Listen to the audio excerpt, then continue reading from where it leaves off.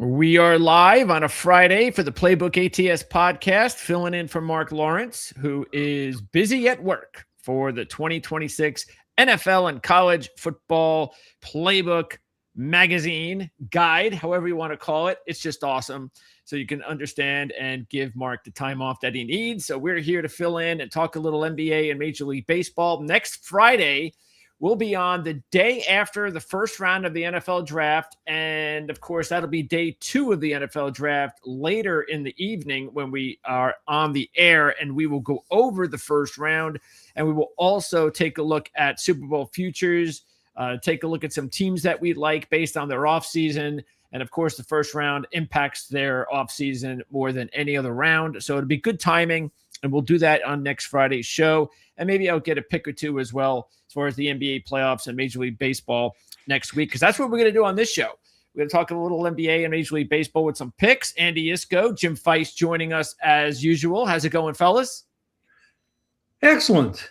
Nice windy day out here, cold. And we're back in, feels like we're back in January.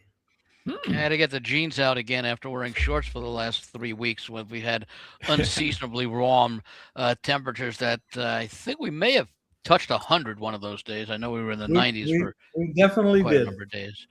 And getting set for the draft is kind of nice. I think it's nice because next Friday morning, everybody, all 32 teams will say, okay, we're going to make the Super Bowl this year because they're all going to be excited after the first round of the draft. And, of course, we know that's not true. In fact, more than the draft, I actually anticipate and look forward to the release of the schedule, because that really starts the handicapping process on a week-to-week and season win total, because we've already known who everybody plays home and away.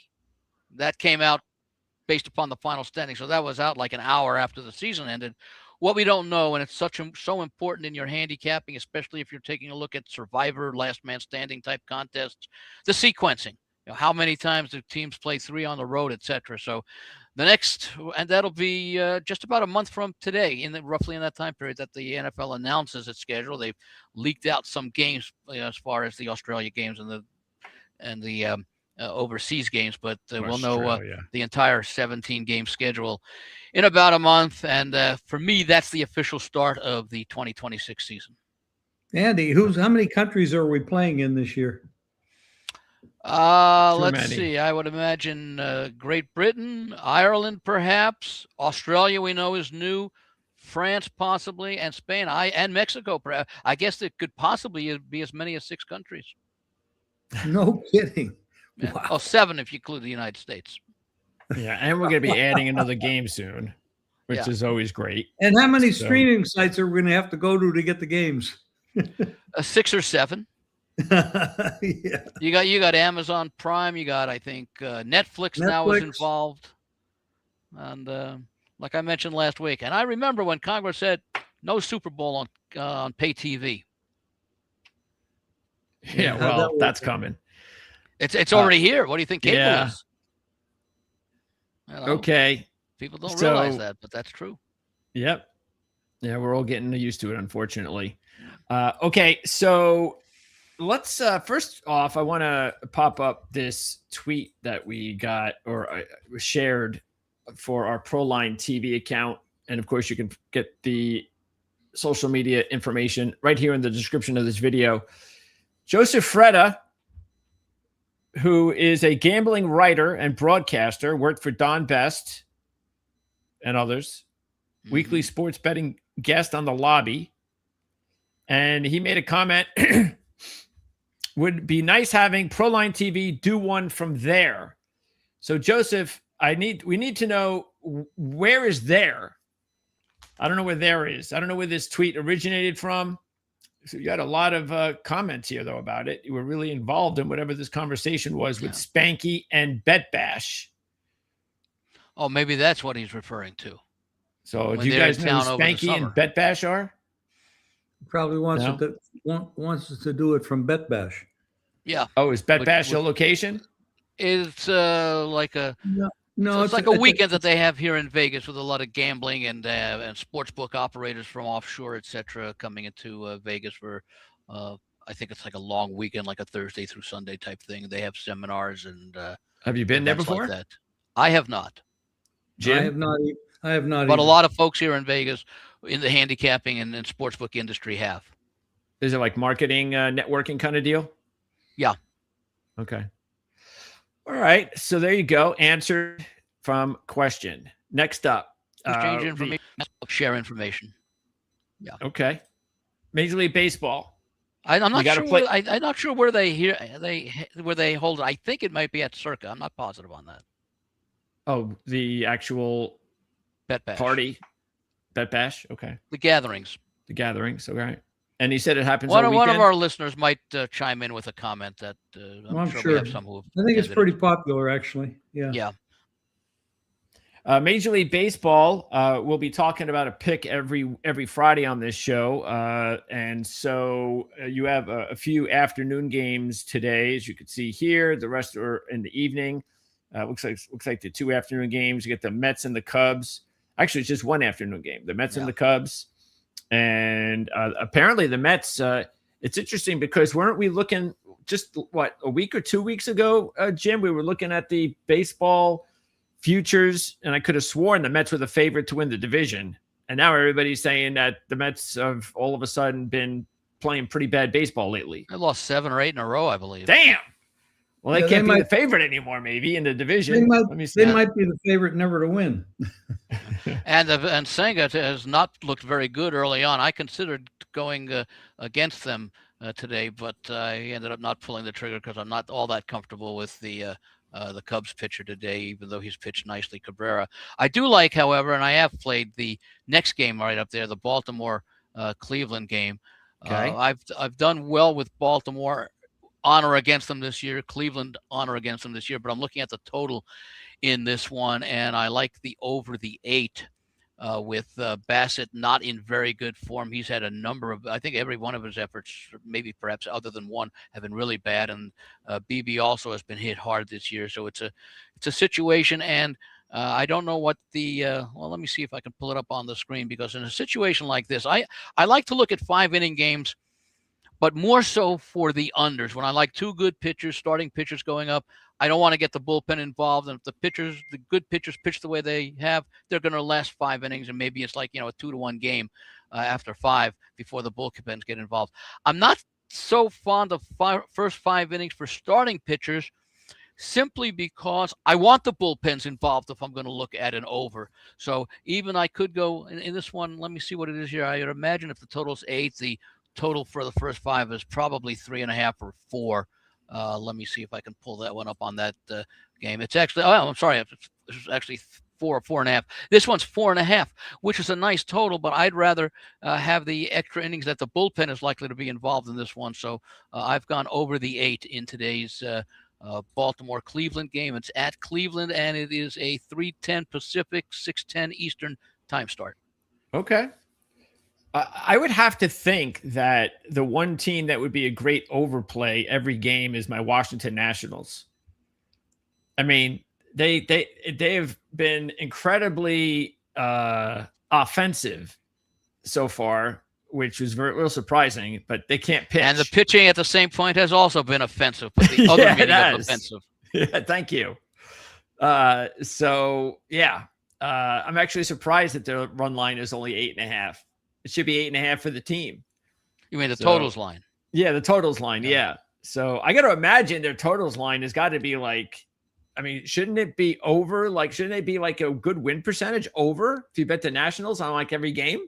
Well, the Nationals are averaging just over 5 runs per game and allowing almost 5.5 runs per game themselves. Now, who are they playing tonight? I don't have the schedule. San Francisco. They're playing San Francisco. San Francisco as a whole is not been a very strong offensive team. In fact, they've been one of the weakest teams. They've played 19 games, and they've only scored, I have to believe this is correct, 3 runs per game, 58 runs on the season. And they're only allowing 82, which is less than 4 runs. Nice little contrast here. Exactly. Okay. Yeah. We'll see what happens in that series all weekend. We'll see if who bites, offense or defense. Okay. Any other good series at all? I know the Pirates are off to a good start. at some point they're going to fall back. Is that a surprise to you guys? Well, I'm sorry, I missed the. I got interrupted. Pirates? No, Skeens had that rough 2/3 of an inning when he got blasted by the Mets on opening day, but that was, of course, his first start after the World Baseball Classic, which had just ended. But he settled down and pitched nicely since then. I've got some nice young kids and a mixture of veterans on Pittsburgh. I think we talked about him, and I said it might be too much to ask for them to show the kind of improvement that the win-loss total suggested. But based upon what we've seen early, and Chandler's one of the guys who's pitched very nicely for them, is that maybe Pittsburgh is going to be now with, we played just over 10% of the season, 19-20 games out of the 162. Maybe Pittsburgh will be a nice surprise team this year because Milwaukee is the best team in that division. Of course, Yelich is not going to be out for about a month, they're suggesting, but there's no real dominant team in that division. Okay. I don't know that any team in that division can win 90 games. This should be a good series, right? Texas and Seattle.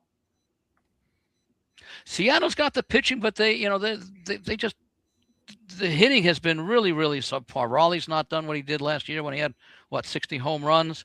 I like Seattle as a team. Texas, I'm still uncertain about. Well, it's still early, and these teams are just rounding into shape. I mean, I can't fault anybody for the first 10% of the season. I mean, anything can change around. But you're talking about a first 5 innings, which I like to do, especially if you like pitchers. I look at Kansas City and the Yankees first 5 under. Okay, that's and I think Pittsburgh wins today. You can't. When you look at Texas and Seattle, you never know what you're going to get out of DeGrom if he's healthy, and he's not been healthy for a long time. Off and on, Gilbert's good, very good. I mean, they bet it up, but so you're going to go with the Yankees, Royals, first 5 under. And did you say that you like Pittsburgh to win? Yes, I like. They are the dog. I like Pittsburgh. Yeah, Okay. Pittsburgh's a favorite. And they're getting, Let me give you a that. run and a half. Do you go with the money line minus 122? Well, you're paying a lot more than that now. Probably 130. 130. Okay. Yankees, Kansas City, Waka against Schlittler, both very good pitchers. Total is 4 with the over at -1 at -120. So under 4 even money would be the play on that one. Okay. Yeah. All right. So there you go. That's our baseball coverage for the week. You've got 3 bets. Andy's going over 8, Baltimore and Cleveland. Jim's going under 4 first 5 innings, Kansas City Yankees, and he's also taking Pittsburgh to win the game outright at -130. Interesting that that would be a Rays, 130 on that's 130 on the run line, -1.5 on the run line. It's interesting that this is Tampa Bay's -1.5 right away, so we don't have to when do this. Pittsburgh is the money line favorite. That's unusual, isn't it? If you get in, change the login and password right away. Wait a minute. Hold on a second Doing here. 2 things at once. I'm sorry, I'm missing some of the conversation. No, you're right. I was looking at different. Pittsburgh just to win straight up is minus. I'm seeing anywhere from probably -120, 125 straight up, not the run line. Run line is +160, asking them to win by 2. I think just asking them to win the game, like Jim said, is -120 is fine. Well, that's what I'm saying. Well, they got Tampa Bay with the run line. Plus, okay, they're the plus, but what? Yeah, they're +1.5. Why do they got -1.5 though for Tampa Bay? -1.5 for Tampa Bay. Yeah, see, there's alternative. There's alternate lines you can bet on any game. Well, shouldn't they be the alternate section? This is the actual line. Well, that's got. Yeah, usually the favorite, in this case Pittsburgh, -122, would be minus the 1.5. Yeah, that's what I'm saying. Yeah.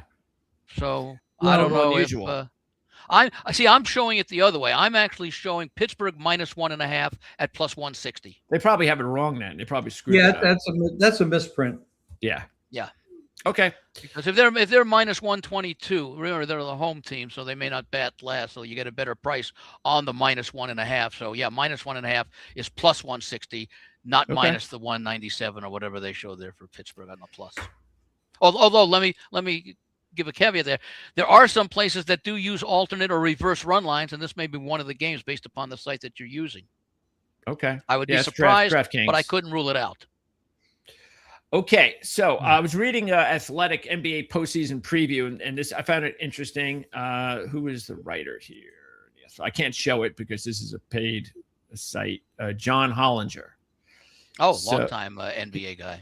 He goes, "It's wide open." That's everyone's favorite saying when the NBA postseason begins, and in recent years, it's been more true than ever. Favorites have been unusually vulnerable in the post-pandemic NBA, with teams seeded 5th, 6th, 7th, and 8th all making at least the conference finals. The 8th-seeded Miami Heat winning the Eastern Conference in 2023, and the 4th-seeded Indiana Pacers being 1/2 away from winning the 25 title. The long-term average is that fewer than 4 teams without home court advantage will prevail out of 15 series, but the last 6 seasons have been different. 31 non-home court teams have advanced, or about 5.2 per year. That includes 5 teams without home court advantage winning series last season. That's fine. Now, let me ask you this question: Is that in the first round, or is that throughout the entire? Because they're going to be. Oh, that's entire. Okay, there are 15 series, I believe. You've got 8, 4, 2, and 1. There you go. Well, there you go. Because that's what he says. As the long-term average is that fewer than 4 teams without home court advantage will prevail out of 15 series. Okay, that's okay. For some weird reason, the second round has been mayhem. Teams with home court advantage in the conference semifinals have won just 9 of the last 24 series. Last season, 2 60-win teams were bounced in the second round, and a third needed 7 games to survive. Nonetheless, this time around, I expect things to be a bit chalkier. 2 teams dominated from the West. Odds would seem to heavily favor one or the other. Yep. Eventual champs. He also talks about a few other things. And then one of the things he talks about is, let's see, that leaves, here it is. Historically, the rule of thumb is held for 45 years now, with one glaring exception in 1995. If you aren't seeded 3rd or better and didn't win at least 52 games with at least a plus 3.0 margin, which has been prorated for shortened seasons, you're not winning a title. This sounds like something Mark Lawrence would say. Yes. That leaves 6 qualifiers this season: Oklahoma City, San Antonio, Denver, Detroit, Boston, and the New York Knicks. It's fair to say that it would be a huge surprise if a team other than these 6 was our eventual champ, with perhaps a slight wink to the Cavs as a dark horse. Recent injuries to the Lakers only make that more true. So what do you guys think about that? Well, there's only a few teams in the NBA that have the depth of talent to win it all. And you got to remember too that the NBA season is like one big preseason, like in football. They don't play hard. They don't play with the intensity. They don't play deep with their lineups. They have a lot of holding out players. It's not every game, of course, but you don't see what you're seeing now. This is quality basketball. The shame of it is the best athletes in the world, that when they play, it's a remarkable game. And now we're going to see that.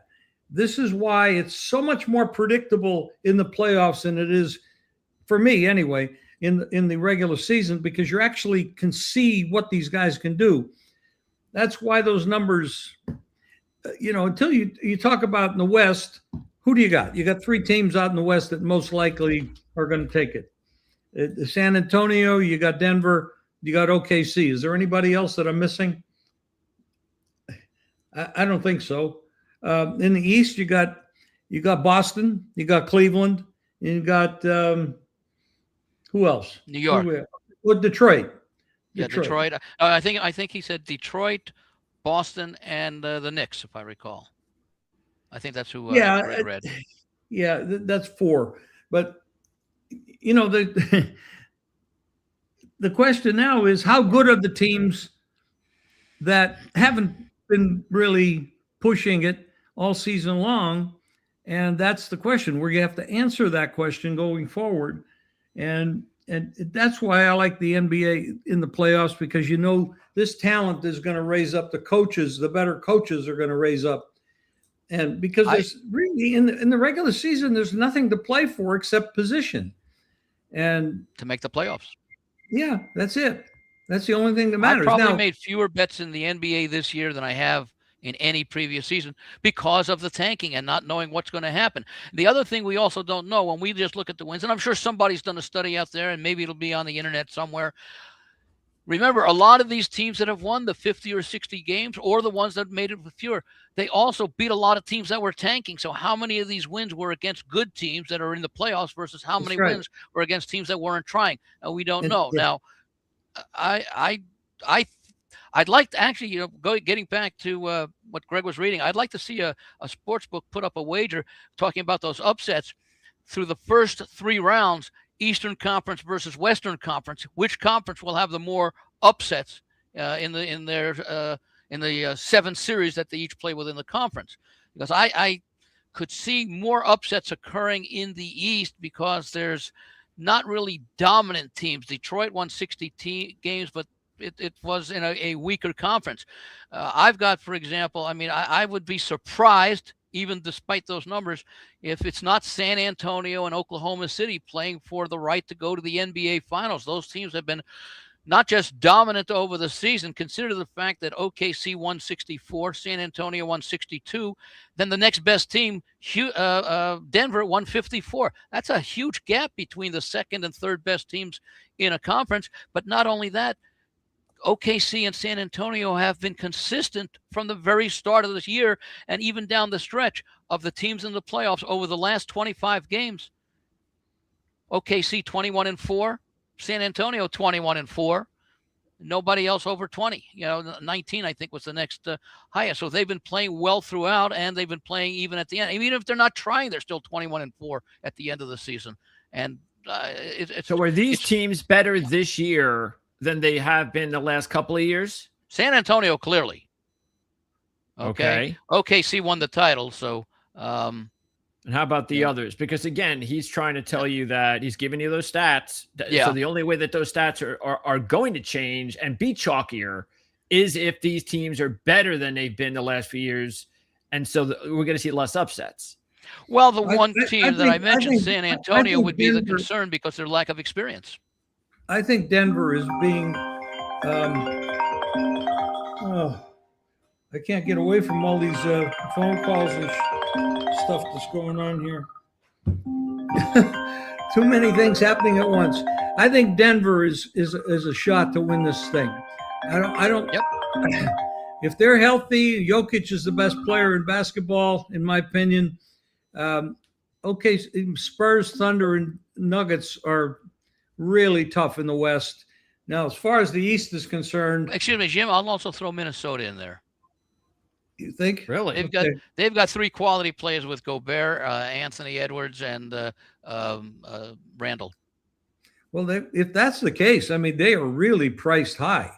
Yeah. That's a big price on them. Obviously, the odds makers don't agree with you. I'm not saying you're wrong, but that's a very different.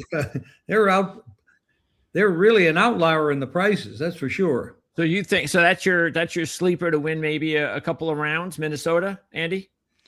I would say that the winner of the Minnesota-Denver series, because I like both teams, will be in the Western Conference Finals. Okay. They'll get by their second round opponent, which could be San Antonio. Could be San Antonio and Denver. And I think Denver has a chance to win the whole thing. I do as well. Yeah. So Minnesota, Denver finals for Andy and Jim. Denver.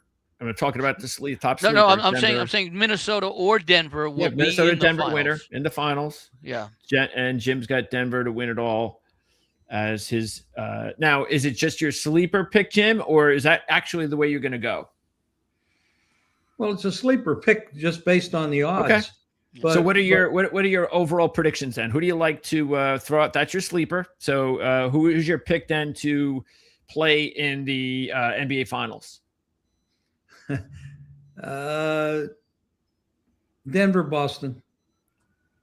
Denver, Boston. Okay. I'm going to go OKC and I'm going to go with New York. Wow, New York. Okay.